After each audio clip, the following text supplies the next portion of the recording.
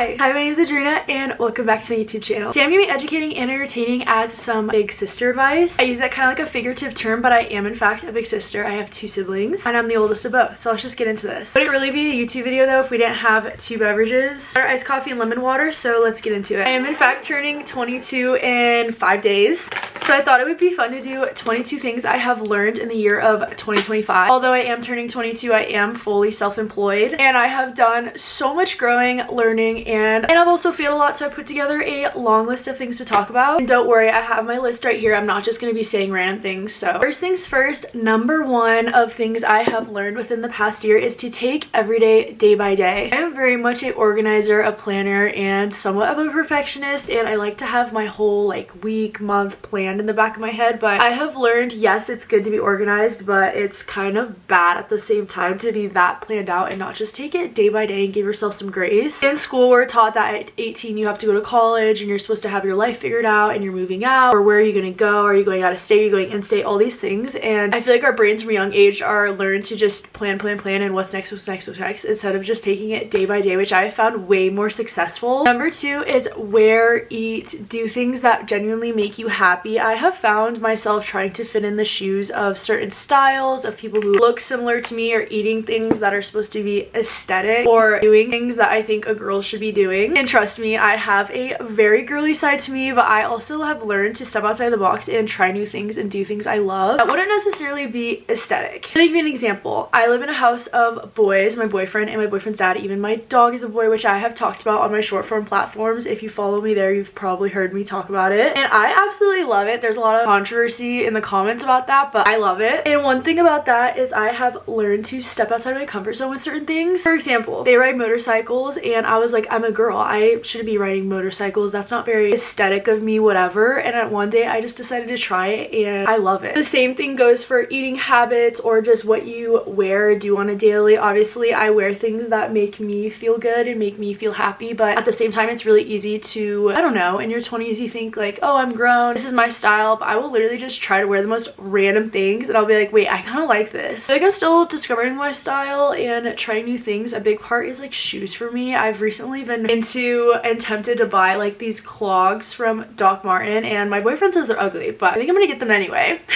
Jax, if you're watching this, yeah.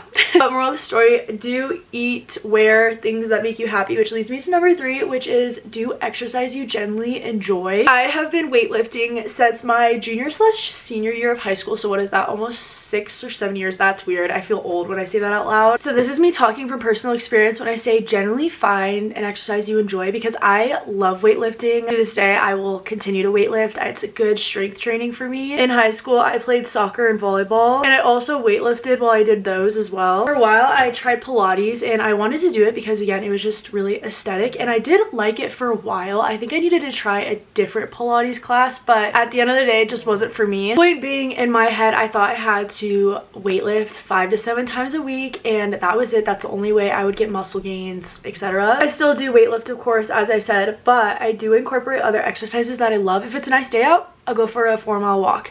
If it's not a nice day out, maybe I'll do like yoga inside my living room, or I'll strength train.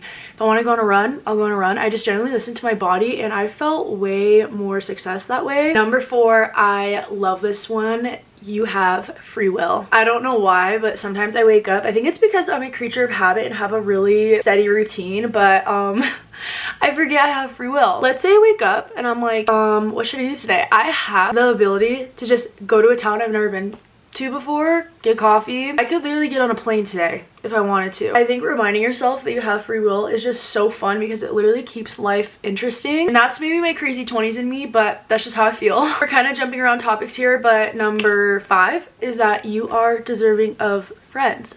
And good friends. If you're not new here, we've touched on this before about your friends that secretly hate you. You don't want friends that secretly hate you, and I've had my fair share in friend experiences, so I just think it's so important to remind yourself that you're like deserving of good relationships. And also, not everyone's gonna like you. I'm mostly talking to my high school girlies here, is that yeah, not everyone's gonna like you, and that's good. You don't want everyone to like you, because not everyone is a good person, and the people who don't like you, you just might not mesh with, and that's okay. Again, we're jumping around here, but next is to quit raising the bar. This is something I have 1000% learned this this past year, I raised the bar constantly. Again, I think it's my perfectionist in me. I don't like that word, but whatever you want to call it, I continuously raise the bar and continuously stress myself out. To be quite frank, if my high school self was looking at me right now, she would be in awe. Again, I'm self-employed at the age of, well, I'm 21 right now, so let's just say 21, almost 22.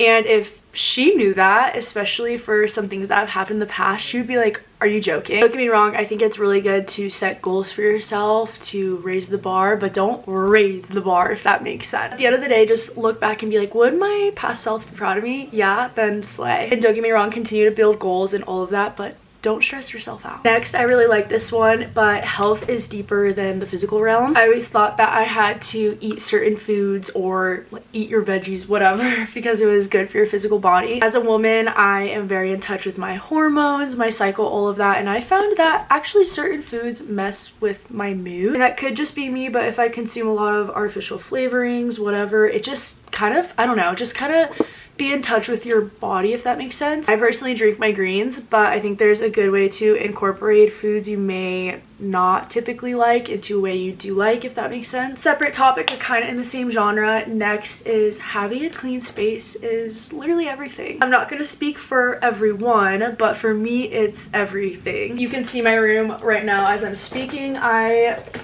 like white. It's my favorite color. White tends to look clean, but even if I didn't like white, I would still want my space very clean for when I wake up and go to sleep. And having a cleaner space, even when my car's clean, makes me more productive. I'm just speaking from experience, but hopefully you can relate there. Next is romanticizing my life. Literally changed my life. Let me give you an example. I'm a Pinterest girl through and through. I scroll Pinterest all the time because it makes me happy seeing things that are visually aesthetic. I wanted water downstairs. This might seem like a dumb example, but put it in a cute glass, add some lemons, and boom, my water is romanticized. It sounds really stupid, but it's just all in the head, romanticizing your life. This isn't on my list, but kind of in the same genre. Confidence is most definitely key, and that sounds cliche to say, but it's just the truth. There's an energy that's behind confidence that people are just naturally attracted to. I'm using it as we speak, but next is I think lists are make or break / amazing. I'm not saying you have to put everything down on a list, but sometimes I'm feeling very unproductive, and then I think about my day and I'm like, I didn't make my list for the day. Let's say I needed to go drop off some mail for Christmas at the mailbox or post office, whatever. If I checked it off the list, I'm like, boom, it's done. It just makes you feel a little bit more productive and put together. Next, this is ironic because I'm literally doing my makeup as we speak, but as you can see, I didn't do a ton of makeup. I'm kind of just lollygagging, but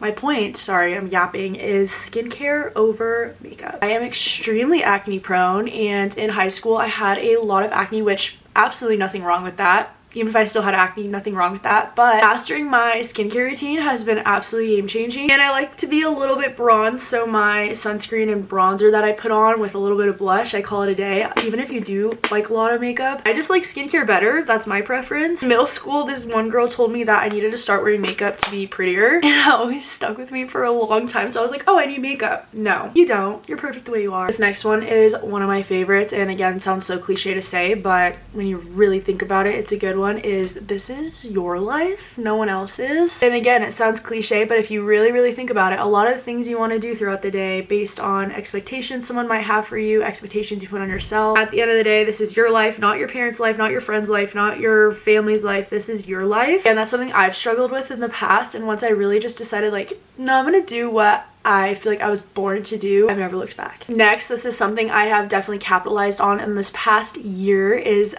self-dates. It doesn't just apply when you're like growing up from like 5 to 18. This applies majority in your 20s. You are constantly changing. Your likes for things, your dislike for things is changing, and getting to know yourself is again so important. This is a shallow example, but for example, I used to really like scary movies and that's all I would watch, and now I really don't. So let's say I take myself on a movie date. I wouldn't take myself to watch a scary movie as per se. I have a few self-date videos I have made that I'll put on the screen if you want to watch them. Next, I should have started the video with this, but I didn't want to seem like it was a sad video at all, but it is so totally okay to fail. And honestly, if you're not failing at anything, then you're not succeeding either. Ooh, that was kind of poetry right there. I should put that somewhere. Everyone fails probably even a little bit more than they win, and if you can either choose to learn from it or not. Without failure, you don't really have the choice to begin with. Guys, I need to be a poet. Next, I really just like this phrase, less is more. You don't honestly need all the clothes in the world. You just need to learn how to style them, if that makes sense. And that's literal and figurative. Next is find people who love you unconditionally. If you're around someone who doesn't make you a better person or doesn't make those goals and drive go up, why are you around them? I'm a firm believer in rotten fruit, and when there's rotten fruit, the whole plant is rotten. Just think about that. Kind of jumping around here again, but finding your silence throughout the day. Again, if you follow me on TikTok, you see I do my morning walks occasionally, and I will not bring headphones for music. I'll literally just sit in silence. The world is constantly moving, and when I'm cleaning throughout the day, I'll have like a show on or my podcasts, whatever, and I think it's just so important to have some type of silence. Me personally, it's my time to talk to Jesus, but for each their own, if that makes sense. Something I'm really getting better at, but next is journaling. I'm personally really bad at journaling, but again, when I mix it into my devotionals, I get a lot better at it, and I get to look back on my growth even more than I already am. Sometimes my growth isn't always a physical growth, so that's why I really like journaling. We're just jumping all over the place, but next is investing in your relationships. I think this is the hardest one on the list for me. So freaking important to invest in those relationships because otherwise they're not going to grow. Number 20 is give people grace. None of us are perfect whatsoever, and it's important to give people grace because you don't know what they're going through either, and that's something I've really learned as well. 21 is dream big, in all caps. Again, I never thought I would be here. Quite literally, I could dive into that more, but just dream big. You freaking got this. Don't put yourself in a box. That's like the worst thing you could ever do. And last but not least, be okay with change. I'm turning 22, which is change, even though it's not really like 30 or 40, whatever, it's change. And I'm just really excited to see what this year brings me, but I just wanted to touch on some things I've learned. That's some big sister advice since I am a big sister, or bestie advice because I consider you guys my besties. That concludes this video. Thanks for getting ready with me. If you guys want to see a get back in the grind video, I will upload that soon. Let me know down below. I just got back from vacation and Christmas is coming up, so it's a really good time before the new year to kind of get back in my routine. If you want to come along for that, let me know. Have the most amazing day, and if no one's told you today, you are so loved and the world's a better place with you in it.